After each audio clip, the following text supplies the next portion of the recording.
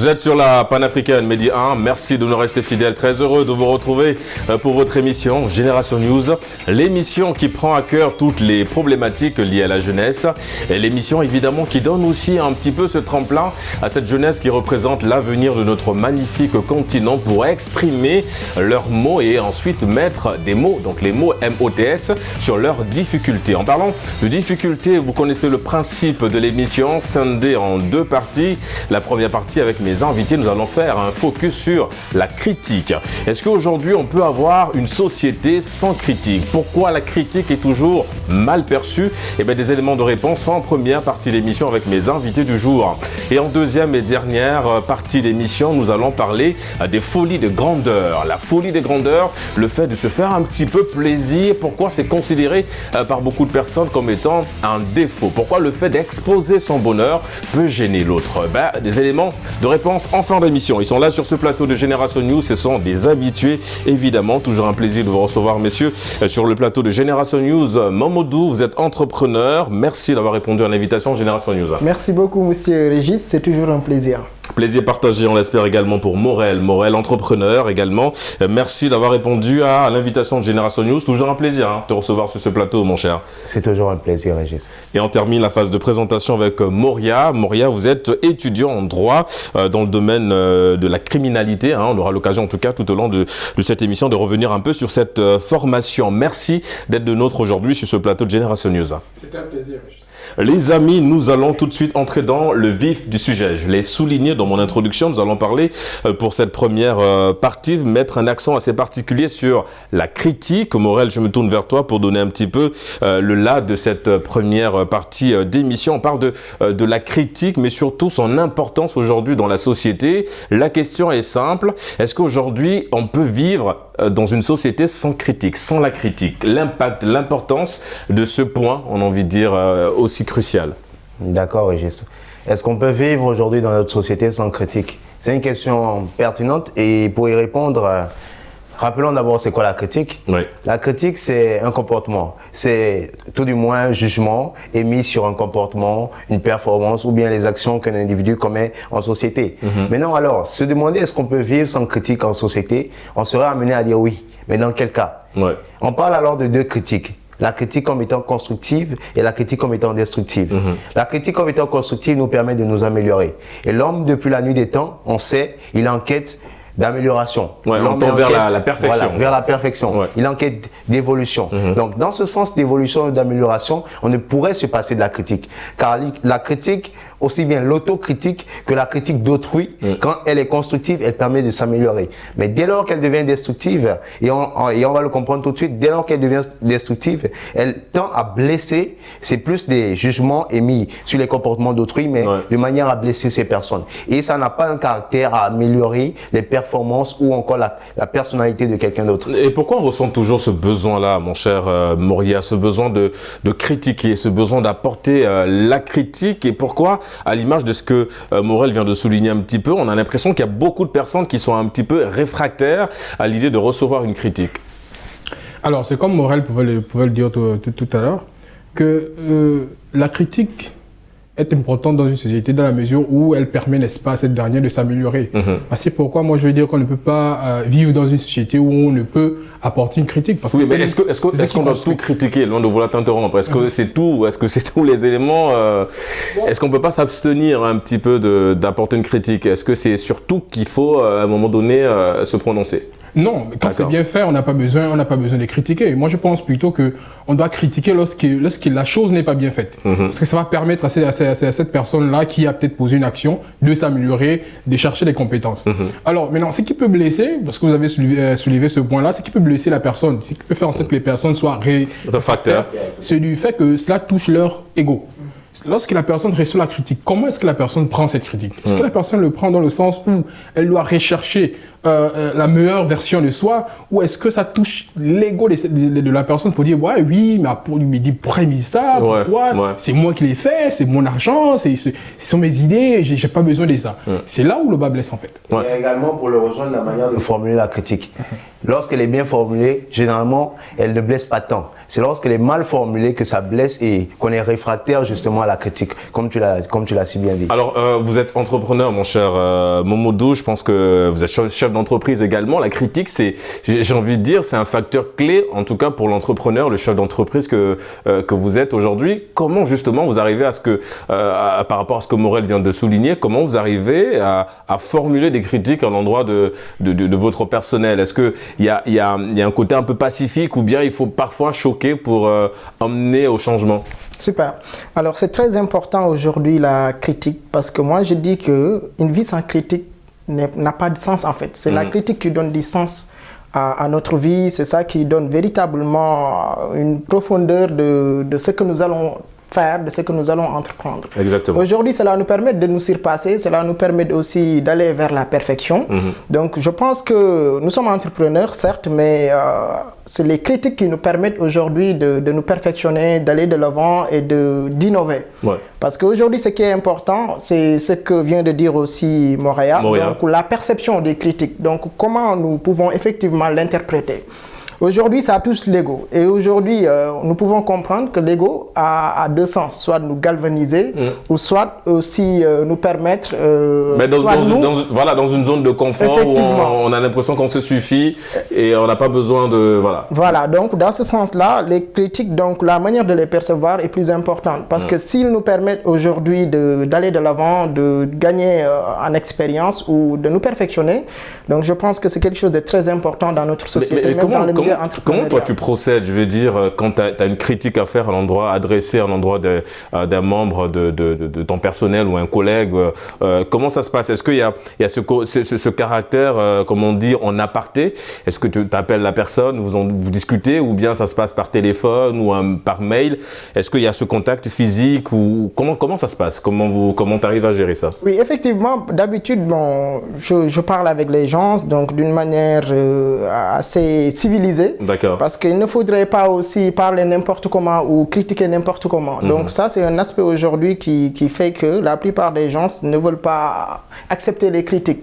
Mais quand je parle avec la personne, j'essaie de lui faire comprendre l'importance de ce que je suis en train effectivement de le dire. Donc, cela va lui permettre d'avoir une écoute active et de pouvoir effectivement s'améliorer par rapport aux conseils que tu vas lui donner. Donc je pense que aussi critiquer devrait être une chose dont nous pouvons faire d'une manière civilisée pour ne pas heurter aussi l'ego de cette personne dont nous critiquons. Alors on a parlé de la manière, Morel a souligné en parlant du comment, c'est-à-dire le canal par lequel on apporte évidemment cette critique-là, mais au-delà du canal, il y a surtout le contenu. Donc le contenu de la critique, Mamadou vient de parler un petit peu de justement le fait de souligner des points qui sont super importants. Est-ce qu'il va falloir à un moment donné rajouter un peu d'humour, une touche d'humour dans cette critique-là pour atténuer un petit peu l'effet choc que la critique pourrait avoir sur la personne? Effectivement, Régis, tout dépend de comment est-ce qu'on apporte la critique.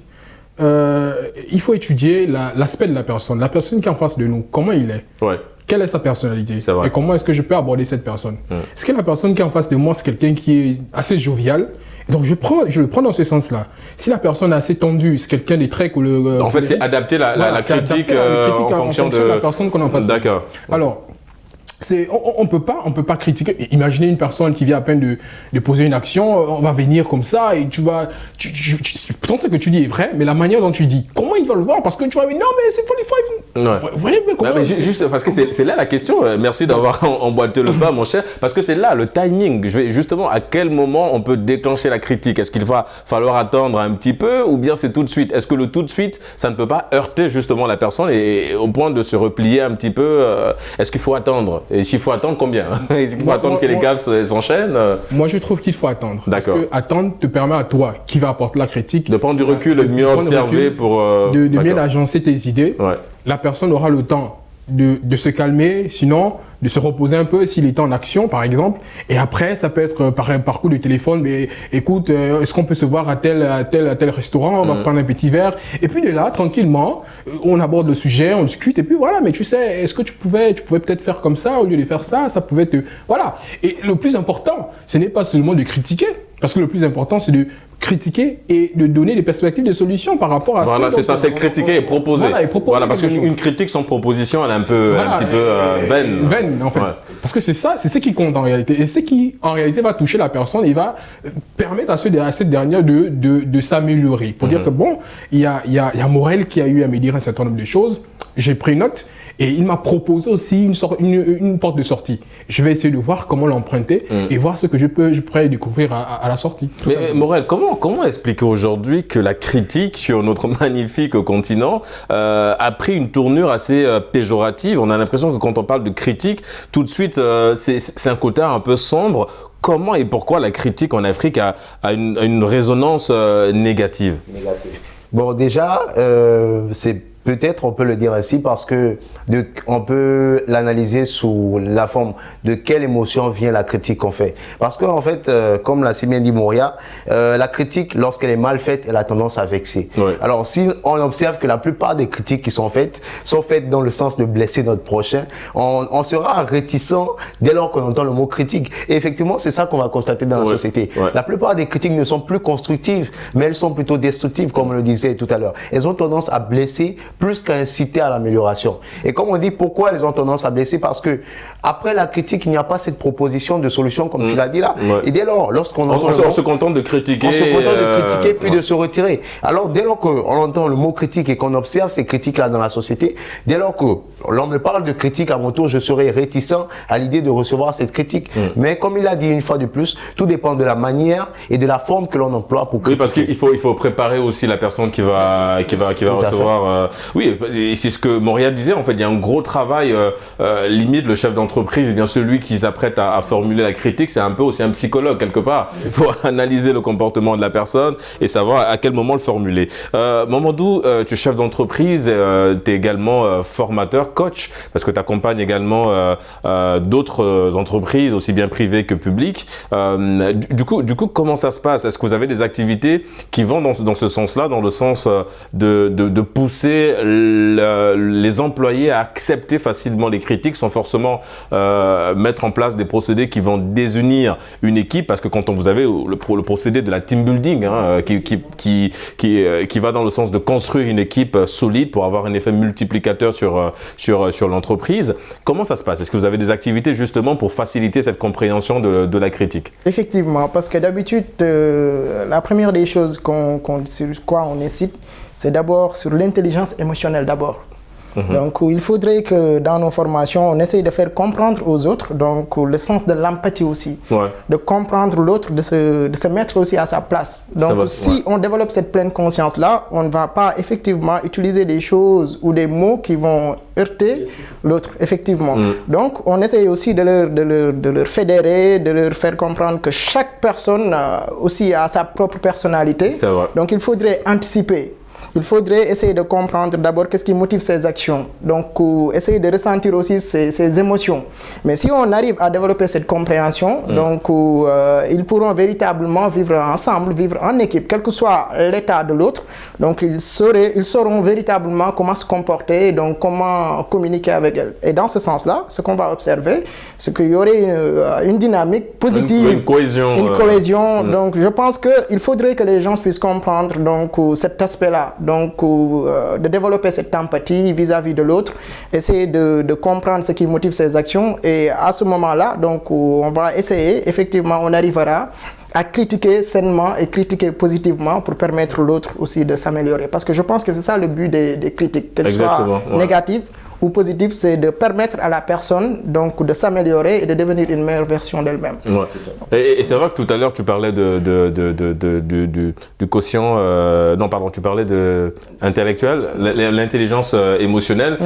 Les psychologues vont plus loin, enfin, c'est pas très loin, ils parlent du quotient intellectuel, donc le QI, et il y a le QE aussi, donc le quotient émotionnel, et également qui participe beaucoup à l'éclosion d'une personne. Mon cher Moria, est-ce qu'aujourd'hui, aujourd'hui, justement, il faut aller il faut tendre vers ce procédé-là? Est-ce que les entreprises gagneraient justement à appeler des professionnels comme Mamadou à fédérer des équipes à travers justement la notion de compréhension de la critique? Parce qu'en entreprise, on a l'impression que lorsque tu critiques un collègue ou en disant écoute, ton émission, je trouve que tu aurais pu la présenter comme ça au lieu de la faire comme ça, on a toujours ce sentiment que l'autre veut être supérieur en disant je suis meilleur que toi. Donc est-ce que justement les entreprises gagneraient à aller dans ce sens-là, de ramener des professionnels pour effacer en fait ces pensées sombres pour y introduire des données positives? Oui, moi je pense que oui. Tout le monde n'a pas cet aspect pédagogique ou encore psychologique. Vous savez, comprendre une personne, c'est difficile, extrêmement difficile. Je suis d'accord. Nous avons diverses personnalités, donc il faudrait effectivement une personne mieux adaptée, outillée, pouvoir analyser la personne qui est en face, le problème qui mine la personne et de proposer des solutions. Maintenant, un collègue qui apporte une critique à un autre collègue, l'autre va se sentir comment? C'est toucher un peu son ego pour dire que attends, mais tiens, on est au même grade, on est dans la même société. C'est ça. Pourquoi en tant que qui tu me critiques? Et ça peut être mal perçu. Alors que lorsqu'il y a une personne habilitée à cela, par exemple, un psychologue qui est là, il va se dire bon tiens, je suis là, pas pour une classe de personnes, pour une tierce personne, je suis là pour l'intérêt commun. Et donc, il va mettre des procédés en place pour faire en sorte que ces gens-là ne soient pas, on va dire quoi, dans leur zone de confort, pour dire que bon, si je fais ça, il va mal prendre ça. Non, ils sauront que celui qui est en face de moi, c'est un professionnel, il est là pour moi, pas pour moi seul, pour nous tous. Ouais. Et donc, s'il apporte une critique au travers de ma personne, pour moi, voici comment je pourrais le prendre. C'est différent d'un collègue qui vient comme ça, peut-être que vous ne vous entendez pas à la base. Ouais, et puis c'est dit bon, exactement, voilà. Il y a peut-être que il y a un peu la concurrence qui est là, et tu viens encore non, mais il va certainement mal le prendre. Donc, moi je pense que les entreprises auront tout à gagner en faisant appel à ces professionnels-là qui ont la possibilité, par rapport aux différentes personnes qui sont en face d'eux, de réorganiser, de mettre en symbiose, en harmonie le personnel, quoi. Alors Morel, tout à l'heure, Moria, dans son argumentaire assez très pertinent, a souligné beaucoup de choses. Je crois que Mamadou est revenu là-dessus aussi, pardon. Alors, on a parlé évidemment du canal. Donc, comment, évidemment, par quels moyens on peut véhiculer la critique et le comment aussi. Mais est-ce que le cadre joue beaucoup?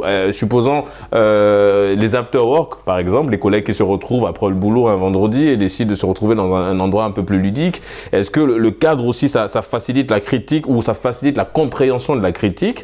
Est-ce que dans une salle de réunion où il y a tous les collègues qui sont là, est-ce que c'est pas plus dur et difficile d'accepter une critique devant les collègues? Est-ce que le cadre a vraiment un rôle important à jouer dans l'acceptation de la critique? Tout à fait. Effectivement, Régis, le cadre a un rôle primordial même dans l'acceptation de la critique. Pourquoi? Parce que, comme l'a si bien fait constater Moria, chacun a une personnalité différente. Et nous tous, nous sommes dotés de ce qu'on appelle l'ego. Ouais. Alors, se faire critiquer, comme tu l'as dit en salle de réunion devant un tas de personnes, même si ce que vous dites, ce que la personne a dit sur ma performance en entreprise, elle est vraie. Surtout si le patron hausse le ton. Donc, même si la critique, elle est fondée, à cause de la présence de cette masse de gens je serai touché dans mon amour propre. Donc, j'aurais même du mal à accepter ou à écouter ce qu'il me dit au moment où il le dira. Par contre, si le patron ou mon collègue de travail me prend à côté, c'est-à-dire dans un cadre où nous ne sommes que deux, et qu'il m'explique que ce que j'ai fait tout à l'heure, je ne l'ai pas mal fait, mais qu'il y avait une meilleure façon de le faire, parce que les mots aussi qu'on emploie pour critiquer sont importants. C'est surtout ça, parce qu'en fait, on a tendance à commencer par la bêtise, enfin, excusez-moi du terme, et pas commencer par comme tu disais tout à l'heure, écoute, ce que tu as fait, c'est bien, mais... Il y a une autre ou une meilleure façon de le faire. Mais on commence toujours en disant ce que tu as fait, c'est pas bien. C'est pas bien, en condamnant. Et effectivement, dès qu'on condamne la personne, on va constater un repli identitaire. Dès lors, c'est comme si on perdait la personne.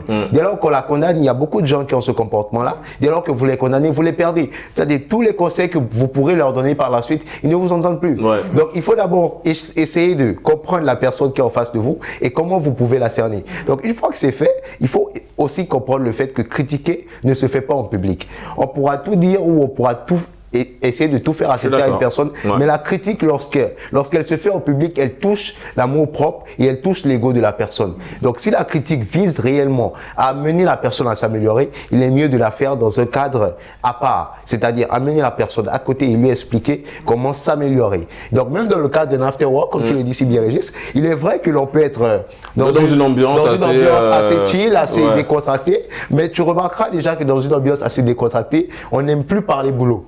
Donc, si tu m'approches pour me dire, ouais, est-ce que tu as fait au travail? C'est un peu énervant. Je vais déjà te recaler à dire, ah bon, tu m'en parles après.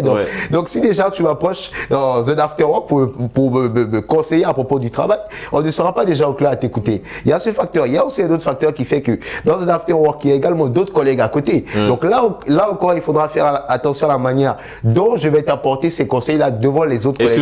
Et surtout, comment les autres vont interpréter et accueillir cette nouvelle. Voilà. La critique, il faut toujours faire attention à ce que lorsqu'on la fait, la personne qui va la recevoir est dans les dispositions de l'accueillir et de la mettre en pratique après. Et pour ce faire, il faudra toujours veiller à ce qu'on la fasse dans un cadre où nous sommes à huis clos avec la personne pour une meilleure réception. D'où l'importance de préparer en réalité le terrain en fait. L'importance de préparer le terrain. Moi je dis, on a un exemple par exemple, généralement un mari, n'est-ce pas, n'aime pas contre sa femme devant les amis, d'autres amis, des collègues de travail viennent crier sur c'est pas concevable, il bouche automatiquement ses oreilles. Alors que bon, dans un coin, peut-être en aparté, oui, bon, chérie, écoute, tu es rentré peut-être tard ce jour-là, j'ai pas apprécié, voici comment est-ce que tu pourrais faire pour rentrer un peu plus tôt. Ça passe mieux que lorsque, oui, mais devant des collègues de travail, par exemple, ce dernier avec mes amis. Et là encore, ça rejoint l'importance le cadre de le coaching et la communication. C'est ça. Dans les couples, pourquoi il y a ce genre de cas? Parce qu'ils ne communiquent pas. Parce qu'effectivement, c'est vrai, déjà, il y a ce problème-là que tu ne connais pas ton partenaire, tu ne sais pas ce qu'il aime ou ce qu'il n'aime pas. Donc, tu auras tendance à faire des choses qu'il n'aime pas. Il y a aussi le deuxième facteur qui fait que lorsque tu remarques que ton partenaire fait des choses que tu n'aimes pas, tu ne communiques pas. Tu ne lui dis pas que tiens, ce que tu as fait tout à l'heure, je n'ai pas aimé, s'il te plaît, ne le fais plus. Ou bien, si tu veux le faire, fais-le comme ça. Mais tu vas laisser la personne le faire et tu vas vouloir le corriger devant du monde. Ce qui sera difficilement digérable. Donc, il y a la communication aussi qui joue un rôle important dans la critique. Et je suis sûr que Mamadou, il pourra le confirmer. Non, mais Mamadou, il est évidemment dans ça. Et d'ailleurs, je me tourne vers toi parce que là, on a parlé de la critique beaucoup plus dans un cadre professionnel. Revenons un petit peu dans le cadre de la société, ou même dans le cadre de la famille, pour faire court. Il y a un verbe que mon frère et jeune frère Morel a utilisé en parlant de condamner. Est-ce que justement la critique chez les plus jeunes, en ayant des critiques pour les parents, je parle évidemment des parents, même du grand frère que tu es, est-ce que tu choisis les mots en général quand tu veux réprimander ton petit frère ou ta petite sœur? Est-ce qu'aujourd'hui les parents aussi doivent revoir la façon de critiquer, parce que critiquer, ça peut condamner toute une enfance. Effectivement. Donc c'est très important. Donc Régis, parce qu'aujourd'hui, même les enfants, donc nous étions dans le cadre professionnel, mais au niveau de la société, il y a beaucoup de personnes aujourd'hui qui n'arrivent même pas à s'affirmer ou à s'imposer, qui perdent leur confiance. Oui, parce qu'ils ont grandi avec ces critiques-là, effectivement. Donc il faudrait d'abord que les parents puissent développer une pleine conscience d'abord. Essayer de comprendre que l'enfant, donc si vous le critiquez d'une manière négative, donc il pourra l'affecter, donc moralement. Et cette critique-là pourra véritablement conditionner sa perception, il va grandir avec ça. Décision, donc tout ce qu'il va faire. Parce qu'aujourd'hui, c'est un problème phare aujourd'hui. Même il y en a des adultes qui ont ce problème de percevoir la critique, mais il faudrait d'abord essayer de créer les causes et les conditions, utiliser les mots justes. Donc, réadapter le message par rapport en fonction de la psychologie de l'enfant pour ne pas heurter sa sensibilité. C'est vraiment important. Et dans ce sens-là, donc, d'habitude, on le fait. Parfois, on accompagne des gens dans ce sens-là pour leur permettre non seulement de ne pas être dans une dimension où ils vont être négatifs vis-à-vis des gens, mais de proposer des choses, de préparer le terrain tantôt, donc pour permettre à ces personnes-là de recevoir le message et de pouvoir l'utiliser pour se perfectionner. Donc je pense que c'est très important donc d'aller dans ce sens-là. Les amis, nous arrivons bientôt au terme de cette première partie. Moria, en quelques mots, avant de clore évidemment cette première partie d'émission, on parle de la critique. On a tous déjà formulé une critique à l'endroit d'une personne. Du coup, toi, comment ça se passe? Je veux dire, est-ce que tu as un procédé assez simple pour ne pas heurter la personne ou bien tu es du genre à être un peu direct? Direct, non, mais je m'efforce à préparer le terrain. D'accord. Déjà, rendre propice, faire en sorte que le message que je vais véhiculer puisse être entendu par la personne vers qui la critique sera tournée. Alors, commencer surtout, et ce que moi je fais par un mot d'encouragement, parce que la personne prend confiance. Exactement. Que je n'ai fait pas que ce qui est mal. Ouais. J'ai aussi des qualités. Parce que le cerveau est conditionné. Hein. Voilà. Si vous commencez par des effets négatifs, voilà. Donc déjà, encourager la personne dans l'effort, et ensuite de manière subtile, avec gentillesse, parce qu'on n'a pas forcément besoin de froisser le visage pour énoncer une critique, et donc faire comprendre à la personne que bon, ce que tu as eu à faire, c'est bien, mais tu pouvais mieux le faire, peut-être en réadaptant ceci, en faisant cela, tout simplement. Évidemment, comme on dit, la communication et le fait justement de communiquer, ça évite beaucoup de choses comme la folie des grandeurs. On marque une courte pause et on se retrouve évidemment en deuxième partie d'émission. On parlera de la folie des grandeurs. Pourquoi ça gêne? Des éléments de réponse tout de suite.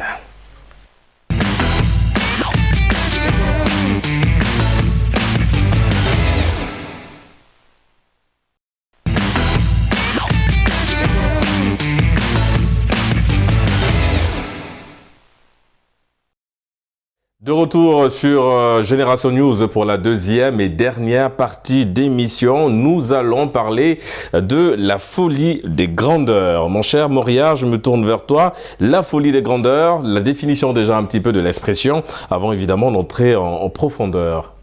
Alors, de manière ramassée, voilà, simple, la folie des grandeurs renvoie à prétendre à une vie démesurée alors qu'on n'a pas les moyens, par exemple, de cette vie-là.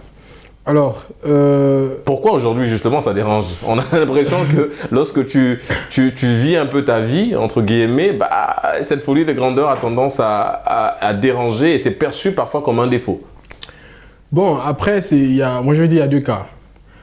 Ça peut déranger parce que ça crée chez les autres un complexe, par exemple d'infériorité. Et ça peut aussi déranger dans la mesure où ça peut inciter d'autres personnes sinon à s'initier dans des choses ou à vivre, n'est-ce pas, peut-être à vouloir vivre comme celui qui expose c'est bien son train de vie. Maintenant, moi je disais qu'il y avait des cas dans la mesure où j'ai les moyens, j'ai les possibilités de m'offrir cette vie-là. Je ne vois pas pourquoi je vais me réduire parce que j'ai peur du regard de Mamadou, parce que j'ai peur du regard de Morel. Non, les moyens que j'ai me permettent de bien vivre, je vis bien. Maintenant, les moyens que j'ai ne me permettent pas d'avoir le train de vie de Morel, je me contente de ce que j'ai et je fais avec. Donc, je comprends, la folie des grandeurs est toujours associée à de l'argent. Pas forcément l'argent, pas forcément l'argent, ça peut être aussi dans le monde professionnel. Il se peut que tu n'aies pas les compétences pour ce poste-là, mais c'est bien le revin, voilà. Mais après, il faut être conscient et lucide, dire que bon, ça c'est pas pour moi, je ne peux pas, je me résigne à ce que, pas résigner c'est trop fort, peut-être que je me contente de ce que j'ai. Mais ça va même plus loin, même dans le monde aujourd'hui des affaires, vous êtes dans le domaine de l'entrepreneuriat, faut savoir dire non à certains marchés aussi. Justement, voilà, c'est ça la folie des grandeurs. Tu sais que tu peux pas réaliser le marché qu'on t'a donné, tu n'as pas le matériel pour les réaliser, mais tu vas dire non, je prends parce que tu veux prouver. Tu veux prouver, tu n'as pas de compétences à cela, tout n'est pas, toutes les conditions ne sont pas réunies. C'est ce on peut aussi appeler la folie des grandeurs. C'est que tu es peut-être inconscient, tu es dans ta bulle, tu n'es pas lucide en fait, tu n'es pas sur terre. Et comment justement on peut arriver à contenir cette folie des grandeurs là, mon cher Morel? Il y a déjà peut-être l'option de la famille qui peut un peu canaliser, qui peut un peu à chaque fois te dire ah écoute fais attention, mais au-delà de ça est-ce qu'il va falloir faire un travail d'abord personnel, une forme de bilan introspectif, se dire ok j'ai certes les moyens, mais bon à défaut d'aller à Dubaï ou bien d'aller quoi que c'est bien de voyager un petit peu, mais est-ce qu'à un moment donné il n'y a pas moyen de canaliser un peu cette folie là, mon cher Morel? Si, Régis, à tout mot, on dit ou on prétend qu'il y a une solution. Il y a bel et bien moyen de canaliser la folie des grandeurs, comme tu l'as dit, mais il faudrait d'abord mesurer à quelle échelle elle s'étend chez la personne. Ah oui, c'est surtout ça.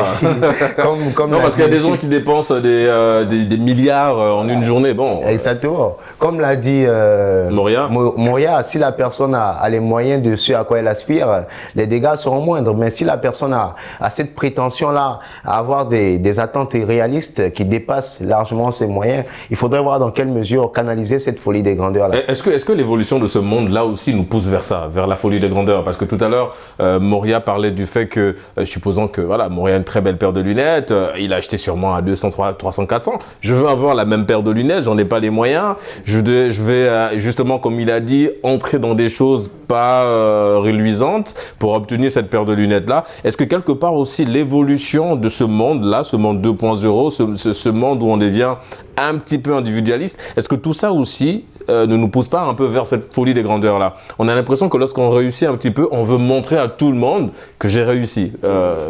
Effectivement. Et ça, c'est pas loin de la jalousie et de l'envie. Hein. D'accord. L'envie et la jalousie, elles caractérisent ou bien elles encouragent notamment la folie des grandeurs. Mais surtout, comme tu l'as demandé ou comme tu me l'as si bien demandé tout à l'heure, comment la canaliser, comment la soigner. Ouais. Dès lors qu'on l'a identifiée, à quelle échelle elle s'étend chez l'individu, il faudrait maintenant revenir ici à la notion de folie des grandeurs. La folie des grandeurs, comme tu l'as dit tout à l'heure, c'est certes prétendre à une vie démesurée, mais chez certaines personnes, ça va au-delà de cela. La folie des grandeurs, chez certaines personnes, s'assimile à de la mégalomanie. Oui. La mégalomanie, malheureusement, c'est une pathologie qu'il faudra soigner.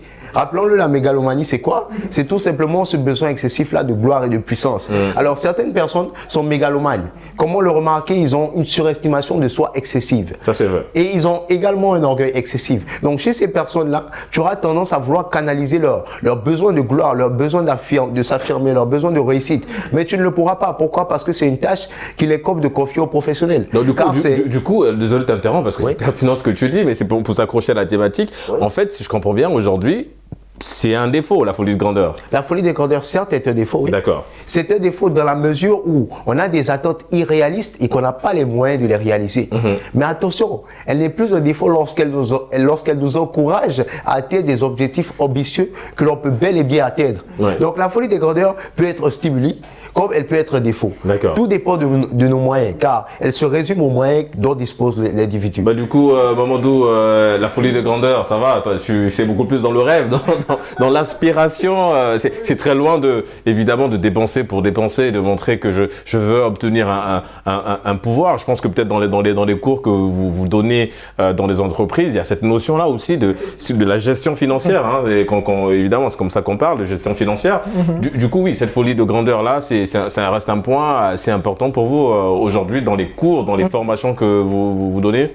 Effectivement, parce que ce thème-là, aujourd'hui, on le développe dans nos cours de développement personnel. Ouais. Parce que d'abord, c'est un problème de développement personnel. Je suis d'accord. Parce que la personne, à chaque fois, il veut puiser de l'autre de l'attention pour alimenter son ego. Et ça, c'est un problème aujourd'hui qui se pose. Mais c'est ce qu'on appelle les vampires énergétiques. Effectivement. Donc d'habitude, ces genres de personnes-là ne sont pas acceptées d'habitude. Ouais. Et cela peut être comblé parce que c'est un défaut, c'est un déséquilibre mental. Alors, ce qu'il faudrait d'abord faire en ce sens-là, il faudra développer une connaissance de soi d'abord. Parce que la personne qui est confiante, la personne qui se connaît, donc n'a pas besoin d'impressionner les autres ou d'épater les autres. Ben c'est vrai. Effectivement. Et dans ce sens-là, si on explique la personne pour qu'elle puisse se retourner sur soi, essayer de découvrir qui elle est réellement, donc dans ce sens-là, il sera obligé d'être humble et modeste parce qu'il ne va jamais attendre l'approbation des autres ou il ne cherchera pas aussi à à impressionner jusqu'à être détesté. Et qu'aujourd'hui, c'est quelque chose qu'on voit fréquemment à cause, tu l'as tout à l'heure développé, donc de la tendance de vouloir montrer aux gens ce que j'ai réussi avec la nouvelle technologie, avec les réseaux sociaux. Il faut avoir le dernier téléphone. Donc, donc ça, c'est un problème. Mais ce qu'il faudrait comprendre à ce sens-là, c'est que c'est quelque chose qui se comble en fait, parce que c'est un défaut, qui se comble de par un travail que l'on fait sur soi-même, de par une reconnaissance de sa propre nature, de ses capacités, de ses valeurs. Mais est-ce que vous, quand je parle de vous, je parle de votre entreprise, de ce que vous faites, est-ce que vous faites un suivi personnalisé par exemple? Oui, d'accord. Effectivement, parce qu'on comprend que ce genre d'attitude-là peut freiner même parfois la cohésion de l'équipe, peut freiner aussi la productivité. Parce que si la personne veut se montrer au-dessus de tout le monde, donc les autres peuvent être frustrés.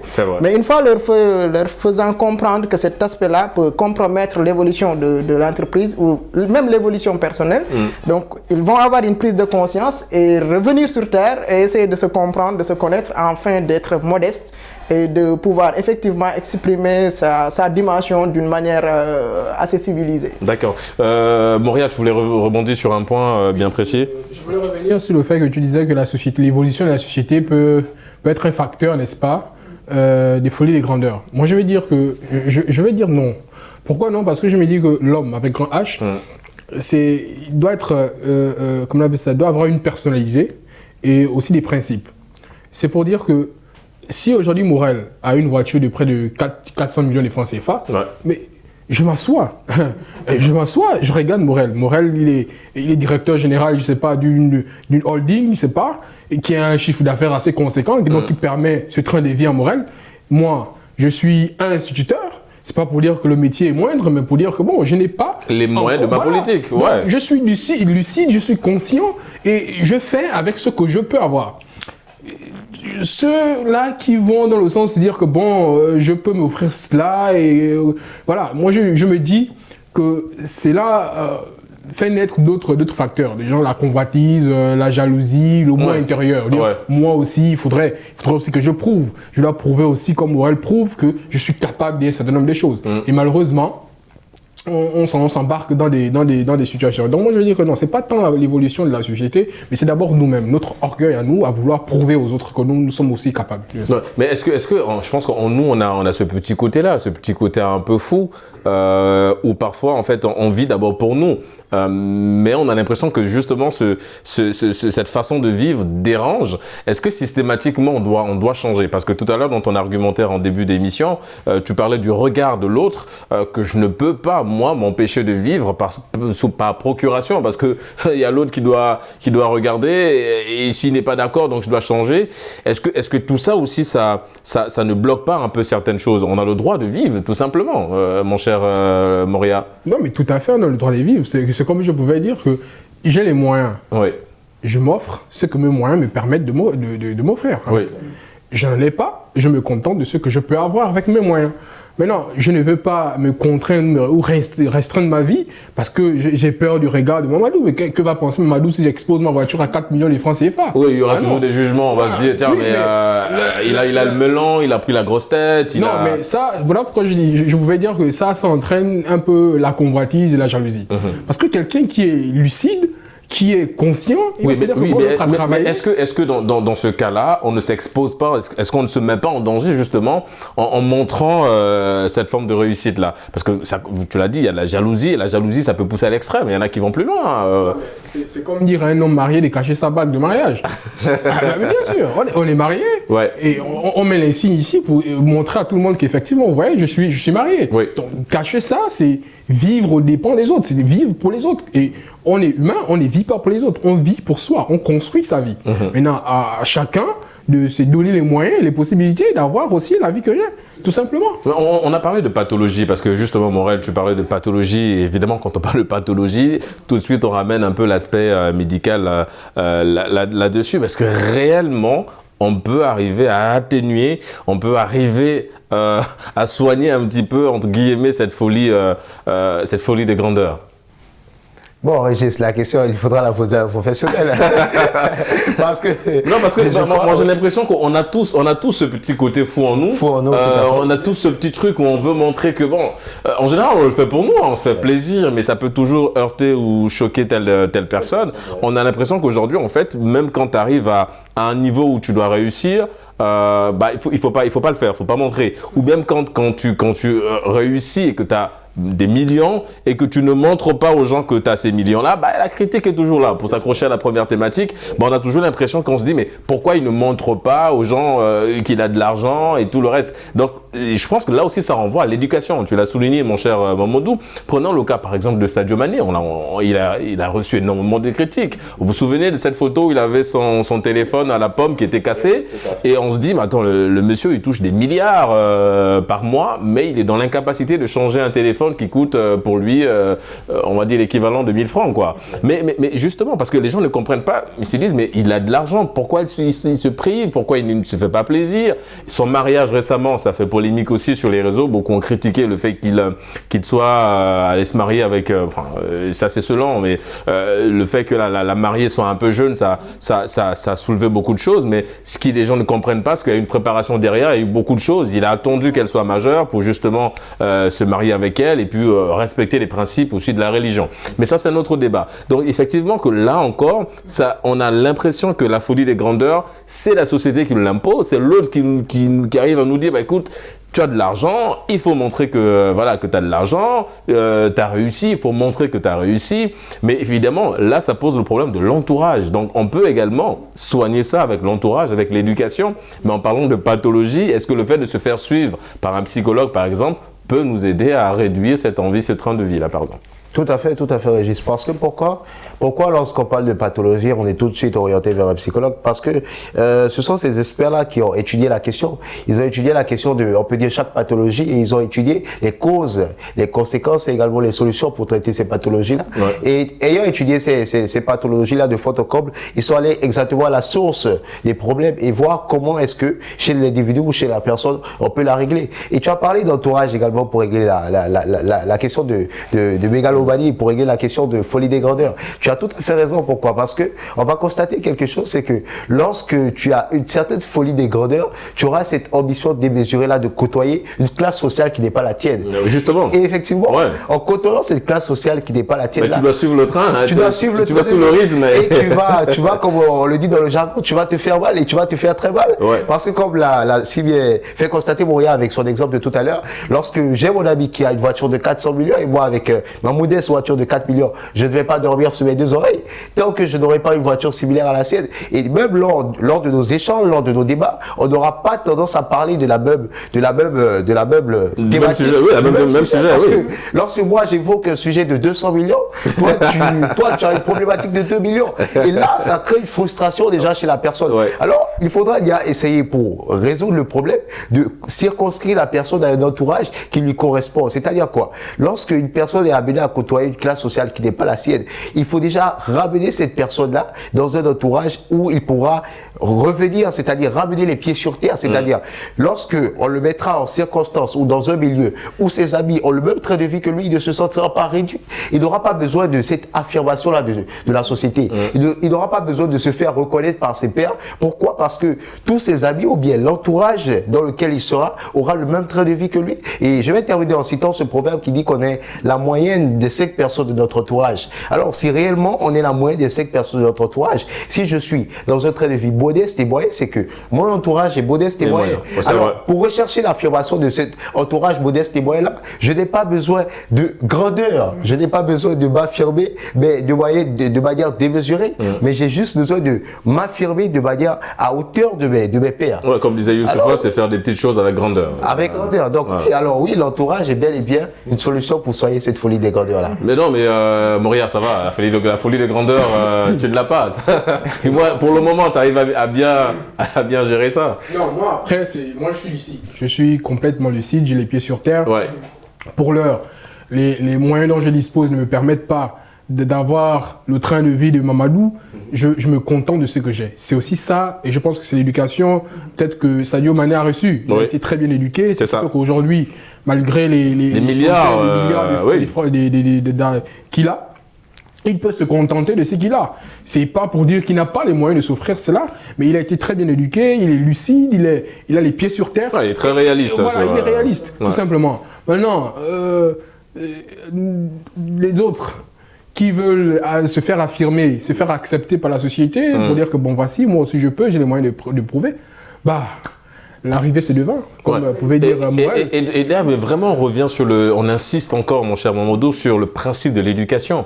Parce qu'aujourd'hui, on sait très bien que la racine, ce sont nos petits frères, ce sont nos petites sœurs. Et si nos petites sœurs grandissent avec l'idée selon laquelle, si je vois Emma Loès avec tout ce train de vie-là, il faudrait que moi aussi je l'ai. Et en général, ces jeunes filles-là tombent se mettent dans des situations très compliquées, des situations qui n'honorent pas la jeune fille, qui n'honorent pas la femme de façon générale. On va évidemment éviter de les citer, mais on connaît un petit peu ces procédés-là. Et je pense que c'est à partir de là, justement, qu'il va falloir accentuer un petit peu le débat, la sensibilisation. Comment y arriver, mon cher Mamadou? Comment arriver à sensibiliser ces jeunes-là? Le rôle des médias, par exemple. C'est vrai que Génération News, là, sur le plateau, on fait déjà notre part sur Média 1 en disant, écoutez, il y a possibilité d'eux, mais il faut limiter. Mais je veux dire, la sensibilisation, comment l'orienter? C'est très important parce que d'ailleurs même j'ai eu à faire une formation avec des enfants. Super. Donc sur l'estime de soi, sur la reconnaissance de leurs qualités et de leurs capacités. Et il y avait des enfants qui étaient tellement fiers de ce qu'ils sont réellement. Et je pense que c'est une pathologie. C'est quelque chose aujourd'hui. Oui. Ah non, mais on est vraiment là. Non, mais Morel, il a lancé quelque chose. Effectivement, mais ça se soigne en fait. Donc, de par la sensibilisation et aussi de par le développement personnel. Je suis d'accord. Donc, c'est vraiment important. Parce qu'on a tendance à nous identifier par rapport à notre voiture que nous avons, par rapport à la richesse que nous avons, en nous oubliant. En parlant de folie de grandeur, donc il y a la complexe d'infériorité parfois, il y a le complexe aussi, le complexe, autant pour moi, de supériorité. Donc, par exemple, aujourd'hui, il y en a même des personnes lors de mes séances, je leur dis que effectivement, la confiance en soi-même n'est pas le fait de se bomber le torse pour se dire que voilà, j'ai la confiance. Donc, ce qu'il faudrait comprendre à ce niveau-là, c'est d'avoir une reconnaissance d'abord de soi-même, l'amour de soi d'abord. Donc, de s'accepter, de se connaître. Et en ce sens-là, on pourra être tout simplement humble et on ne va pas, nos réactions et nos actions ne vont pas dépendre de l'autre. Donc, et dans ce sens-là, donc, on jouit de nous-mêmes, de ce que nous sommes d'abord. Donc, c'est la base qui va nous permettre de vivre avec un équilibre qui nous permettra non seulement de ne pas tomber dans ces folies-là, ou dans ces complexes d'infériorité ou de supériorité. Parce qu'en général, quand on parle de folie, c'est ne jamais positif. Hein. Quand on parle de folie, en général, on est dans une conception un petit peu très, très sombre de l'activité ou très sombre même de la chose. Oui, Moria? Oui, mais généralement, quand on est dans la conception sombre, c'est parce qu'en réalité, on n'a pas les moyens dont on le dispose. C'est pourquoi on trouve que c'est mal. Parce que celui qui a les moyens, Sadio Mané, aujourd'hui, il peut dire qu'il fait Paris-Dakar. Je sais pas. Oui, en 2 heures, quoi. Voilà. Lui, il n'a pas. Il vient manger le tchèp à Dakar et il repart. Mais non, nous, nous qui n'avons pas ce train de vie, on va dire non, mais il se prend pour qui? Exactement. En général, effectivement, c'est cette phrase-là très dure qui. Il se prend pour qui et tout. Donc, moi, je pense que le fait est d'abord de s'accepter soi-même, d'être vraiment conscient que je pourrais avoir ça, je dois travailler, je dois charbonner. Ça rejoint un peu ce que tu disais dans la sensibilisation, comme Mamadou pouvait dire. Et déjà, pour nos influenceurs qu'on a, mais généralement, on ne sait même pas la source, on ne connaît pas la source réelle de leurs revenus. De leurs revenus. Déjà, commencer à attirer l'attention de nos jeunes sœurs et frères. Dire que, mais tiens, l'influenceur que tu suis, où travaille-t-il pour avoir ce train de vie? Question. Et là, on se rend compte qu'on fait prendre à la personne conscience que celui qui est en face de lui, mais effectivement, il gagne son argent. Voilà, donc c'est vraiment d'être lucide, d'avoir les pieds sur terre, de se dire que si je travaille, moi aussi, je pourrais être un Sadio Mané, je pourrais côtoyer, pourquoi pas, Cristiano Ronaldo. Bah oui, je pense que ça, c'est Sadio Mané, il réalise le rêve de beaucoup de personnes, je veux dire. Et puis, on n'obtient rien par rien, j'ai envie de dire. C'est l'équation, comme on dit souvent, risque plus travail égale réussite. C'est ça. Il faut simplement y aller et prendre des risques et travailler pour avoir ce format de réussite. Je reste avec toi, mon cher Moria, pour parler un petit peu, Mamadou a parlé de l'éducation. on va peut-être revenir parce que je pense qu'en première partie, on a survolé le point. On parle de l'éducation financière. Est-ce qu'aujourd'hui, ça aussi, ça peut être on va dire un facteur clé pour essayer un petit peu de soigner cette pathologie soulevée par Morel, cette pathologie de la folie des grandeurs, l'éducation financière? Oui, on peut très bien éduquer une personne à bien gérer ses revenus, si on veut. La preuve, on va beaucoup parler des Sadio Mané aujourd'hui, quand même, parce que c'est quelqu'un qui est né dans une famille modeste. Ouais, à Bambali. Voilà, qui n'avait pas grand-chose à l'époque. Et il a réalisé son rêve, il est devenu professionnel dans le domaine du foot, il a l'argent, il a énormément d'argent. Mais on peut remarquer en ce dernier qu'il ne s'expose pas en termes de tout ce qu'on peut voir. Ouais, des grosses voitures, des bijoux. Donc, voilà, ça peut être dû à l'éducation qu'il a peut-être reçue au milieu familial. Ouais. Papa, maman ont dit non, demain, après-demain, tu pourras avoir tant d'argent. Mais ce qui compte, c'est que tu restes sur terre, que tu restes posé, que tu restes ce Sadio Mané qu'on a éduqué en termes de moralité, en termes de dépenses même aussi. Et quand tu joins moralité et dépenses, on voit ce qu'il fait. C'est-à-dire son argent, là, les dépenses il les met pour les autres. Voilà, il les met au service des autres. C'est des hôpitaux, c'est des écoles, c'est des stations de service. Donc on peut comprendre par là que c'est aussi une orientation qu'on peut donner à une personne. Pas forcer la personne à aller dépenser pour les autres, mais dire à cette personne, tu en as, tu peux aussi penser aux autres et ça permet à cette personne d'être là. Mais c'est aussi folie de grandeur, mais au service de l'autre. Et ça permet à ce dernier d'être en réalité, de prendre conscience que il doit rester là en fait, puisque ceux-là à qui il met à disposition son argent, ils se rendent compte qu'eux, ils en ont besoin. Ouais. Et donc, il reste là. Parce qu'il a en face de lui des personnes qui n'en ont pas. Ça peut aussi être un remède peut-être à cette pathologie-là. En tout cas, sur ce plateau Génération News, on est tous des chercheurs. On cherche évidemment le remède. Les amis, nous arrivons presque au terme de cette deuxième partie d'émission, enfin de l'émission de façon générale. Je me tourne vers toi, mon cher Momodou. On a parlé de l'éducation financière. Est-ce qu'aujourd'hui, c'est on va dire une formation que vous avez déjà insérée dans vos différents programmes. Est-ce que vous allez vers les plus jeunes justement pour avoir cette notion-là de l'intelligence, l'intelligence financière? Effectivement, mais pas pour les jeunes, mais on a eu à faire une formation avec des dames. D'accord. Donc dans ce sens-là, parce qu'aujourd'hui, les gens ont tendance à suivre leurs émotions en ce qui concerne en termes d'argent. En fait. Alors, dans ce sens-là, si on agit comme ça, on risque de tout perdre. Ouais, c'est on parle de l'oniomanie, c'est la dépense compulsive. C'est compulsif. Donc, dans ce sens-là, on essaye de les encadrer, de les montrer comment faire pour effectivement fructifier le revenu, comment faire pour les dépenser utilement, mais ne pas suivre cette folie-là ou ces émotions. Ouais, parce qu'il y a la théorie 80-20, évidemment, cette théorie. Cette théorie 80-20.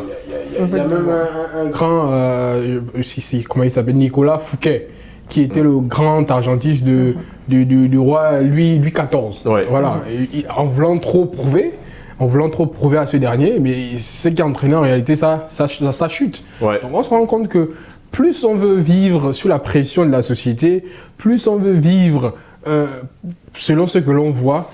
Et ça nous enferme un petit peu. Et après, on finit par se faire. Ouais. Il y a des noms, il y a des gens qui ont été fortunés après qui se sont retrouvés avec rien. La chute a été très brutale, évidemment, à cause de cette folie des grandeurs. Les amis, nous sommes arrivés au terme de cette émission. Ça allait vite, il y a plein de choses à dire, mais malheureusement, on doit devoir s'arrêter là. On remercie Moria. Vous êtes étudiant en droit dans le domaine de la criminalité. Merci d'avoir répondu, évidemment, à l'invitation de Génération News. C'est un plaisir de te recevoir. Merci.